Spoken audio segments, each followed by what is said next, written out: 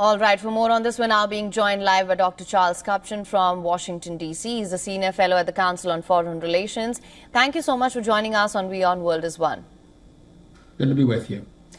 Of course, just to begin with, I want to understand what your assessment of what's going on is at the moment. Well, I think Israel saw a closing window of opportunity to take these strikes. The proxies that Iran had armed in the region had been hurt badly.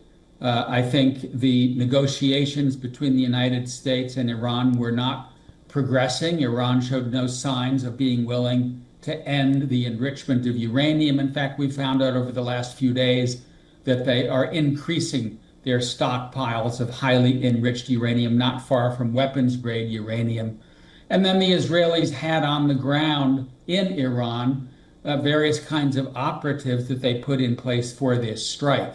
So I think in general, the Israelis felt that this was the time to go. They didn't see the Iranians backing down. And now we have to see whether this exchange over the last 24 hours turns into a wider war. I don't think it's going to stop here.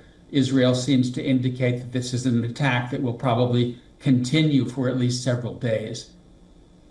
Absolutely. We've heard Benjamin Netanyahu's statements as well that Israel will continue for as long as it takes. That being said, just speaking of the preemptive strikes which were carried out by Israel, I want to understand, in your opinion, do these strikes indicate a failure of deterrence or rather a deliberate recalibration of it? And how should future deterrence strategies be adapted in this emerging era of long-range precision conflict? Well, I think that the model to keep in mind here is North Korea, a country that did break out and did develop a nuclear arsenal and now has a certain level of protection because of that deterrent that comes with its nuclear weapons. And I think Israel didn't want to get to a position in which Iran either broke out or was within a short time frame of breaking out. And after Trump pulled out of the Iran nuclear deal that had been negotiated by President Obama, the Iranians were continuing to enrich, and they were continuing to move to high levels of enrichment, which gave them a short time between deciding to move for a weapon and moving for that weapon. And I think the Israelis and the United States itself said, we're not going to get into a position in which Iran can potentially move to having a nuclear weapon. We're now seeing the results of that calculation. Right, now we were also joined by Professor James A. Russell earlier, and we were just talking about the scope and the extent of the United States involvement.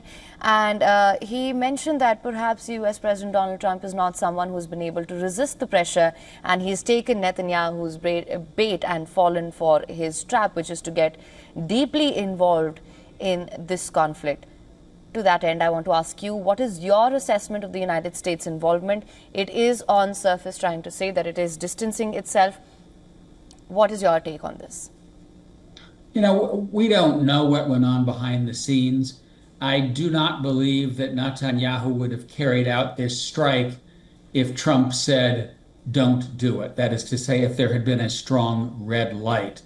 My guess is that there was a blinking green light, that Trump was growing increasingly frustrated with the Iranians. The negotiations were not really getting to a point where Iran was agreeing that it would no longer have enrichment facilities. So as far as we know, the United States was not directly involved in the attack, although as in previous rounds, the United States did help intercept incoming missiles from Iran toward Israel. I think one key question to keep an eye on in the coming days is, does Iran retaliate against U.S. targets, U.S. bases in the region? If they do, I do believe the United States will become directly involved. But I think Iran knows that that would increase the stakes. It would give Israel a partner and a capability that the Israelis don't have. My best guess is the Iranians are going to be very careful about hitting U.S. targets. Right. It's interesting that you mentioned that. Of course, to two US officials did say that US military helped shoot down Iranian missiles that were headed for Israel. I just want to, on that, ask you, Iran has been claiming that the United States is complicit. It has been saying that for a while now. And could it then be used to justify it perhaps targeting its regional bases? Well, if the Iranians do decide to target bases in the region or to go after American embassies or American personnel, that's the argument that they would use to justify it.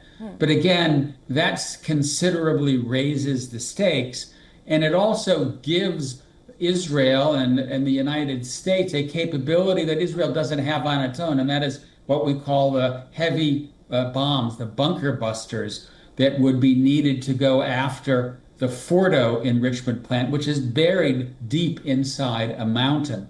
The Israelis apparently did take a strike at that facility today, but exactly when and how Israel plans to go after that deeply fortified facility, we don't know. It's much easier if they have U.S. help. And that is, again, I think one of the reasons that the Iranians are going to be very careful about seeing this widen into a conflict with the United States itself. Right, and of course, for now, we've been seeing the missile attacks, we've been seeing drone swarms. I want to understand, what do you think the next front in this war is going to become, because in this conflict is going to become, because from what it appears as of right now, things don't seem to be dying down for now, at least. So in the days to come, what do you think the next front will be? Well, I do expect this to go on for quite a while. I'm expecting that the Iranians will continue to retaliate. And unlike in the round of exchanges that we saw earlier, the Iranians have in fact penetrated Israeli defenses. We're hearing that some number of missiles have actually landed in Tel Aviv, destroyed buildings, caused casualties. And as a consequence, I do think the Israelis are going to keep this going. How far they go, I think we just don't know. I think one question that has to be on the table is Israel looking at possible regime change, right? This is a government in Iran that is not very popular. The economy has been very weak. A reformist president was elected in the last round, suggesting that many Iranians are tiring with the theocratic regime. So is this a war that could potentially topple the Iranian government? Don't know at this point, but I certainly would keep that as part of the conversation about what potentially comes next.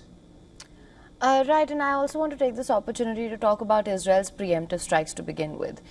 Do you think that this marks a shift in the preemptive defense strategy in West Asia, and does this signal perhaps a breakdown of the red line deterrence model as well? You know, in some ways, I think the interesting question is, why did this not happen earlier? Because listen, the Iranian Revolution happened in 1979. Iran took hostages, American hostages, right off the bat. Iran has been stirring up trouble in the region, had proxies, Hezbollah in Lebanon, Hamas in Gaza, various kinds of militias in Syria and Iraq. The Houthis in Yemen are being supported by the Iranians. And then Iran has been ramping up its nuclear program for quite a while. So this is an attack that I think could have happened at any time. I think it's happening now in many respects as a consequence of October 7. Because in response to the October 7 Hamas attacks, Israel has degraded Hezbollah, degraded Hamas, degraded the Houthis. The Syrian government has fallen, and Iran is as weak today as it's been perhaps in any time since the revolution. So I think we're seeing the preemptive strikes that we are seeing currently in many respects because the timing was right. Iran has been weakened in the region, and I think that Israel saw this as a target of opportunity. Right, and it's very interesting that you say that you are saying the question that you're asking is, why did this not happen earlier? Earlier, when I was speaking to Professor Russell, he said that this is something that should have never happened, that all sides should have remained on the path of diplomacy and dialogue, even though it was very clear that Iran and the United States were at an impasse. I do want to talk to you about the role of the proxies here as well, but what do you have to say about that? You know, everything else being equal, I would rather see issues like this resolved at the diplomatic table. Nobody wants war. But that diplomacy, it did succeed in getting the deal under Obama. It was pulled down. There was an effort to reinstate it under Biden. It didn't happen. Talks have been ongoing between the Trump administration and Iran through the help of Oman. And it just didn't seem that we were getting close to a deal. And I do believe that Israel is right to state that it is not going to stand around and let Iran get a nuclear weapon. That's the same policy that the United States had, although the United States, at least rhetorically, was saying, let's give diplomacy more time. But at some point, if the diplomacy is not working, then you do have to move to a preventive military operation, because otherwise you may wake up one day and Iran has a nuclear weapon. All right. And now, of course, that being said, now I want to discuss with you, what role do you think the proxy actors will play in the calculus of both Iran as well as Israel? And how likely are we to see perhaps a multi-front war involving non-state actors as well?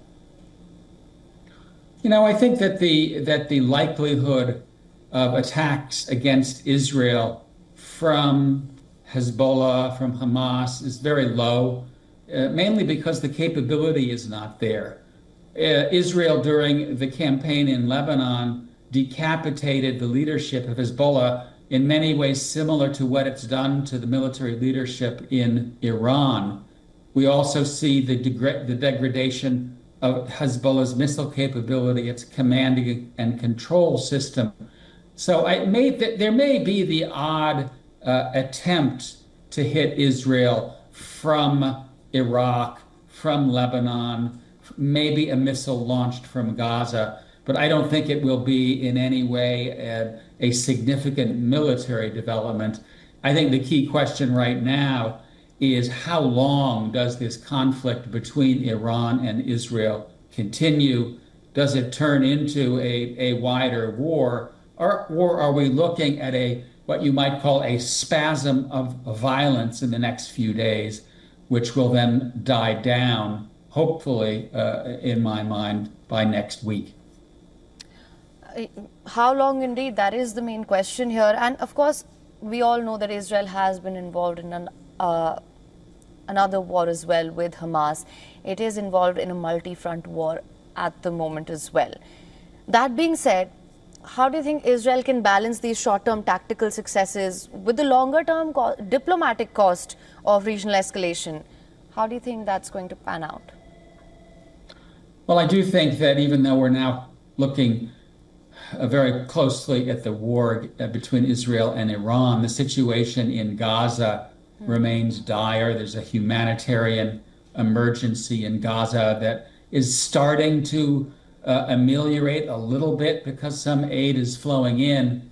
But unlike Israel's attack against Iran, which I think has a strategic purpose and a strategic rationale, I do not see Israel's decision to restart the war in Gaza as a wise move with a clear strategic purpose. Hamas has been militarily weakened to the point where they really cannot do damage against Israel. Israel is now trying to solve in Gaza a political problem with a military instrument, and it doesn't really work. And so I think we do need to get to a peace deal in Gaza, which gets humanitarian assistance in, which gets the remaining hostages out, and importantly, assuming that this war with Iran comes to an end sometime soon, we see an effort to use the new landscape that is emerging because of the weakening of Iran, perhaps the end of what we call the axis of resistance, to move toward a more stable peace in the Middle East. And that is going to require some tough decisions in Israel. about ultimately providing Palestinian self-determination. All right. Well, Dr. Kapchan, thank you so much for joining us on WION World as One with your insights on this. Good to be with you. Good night. For latest news, download the WION app and subscribe to our YouTube channel.